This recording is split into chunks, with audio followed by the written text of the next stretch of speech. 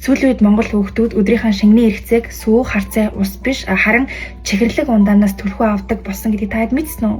Арай дэндүү байгаа зү. Манай хот одоо яг амттай юм сонирхож уудаг үе дээрээ байгаа. Тэгээд энэ үед нь за яах вэ гэд юм аваад өгч ихлээр сахарын агуулмж нь бол арай л дэндүү их байдаг. Тийм учраас би нэг бол малын сүү эсвэл бурцгны сүү авч өгдөг. Хүүхдтэй ч гэлтгүү хаяа би малын сүүхар миний хэдэс дүрээд идэх байхгүй юу.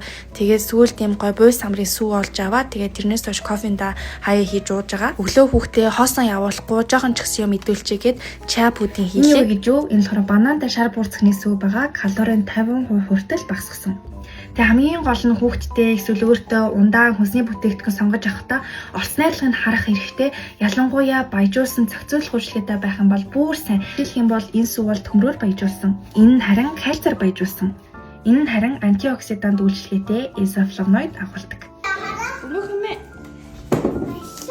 Ажлаа тарж байгаа хүүхдийг нэг шагнаждгийн билүү. Энэ сүү маань Асахигийн дэлгүүр CEO номин сүлжээ дэлгүүрээр зарагдж байгаа. Хэд их сахарыг хэрэглээ, тархалал, лактоз, үл твчил. Бай бай.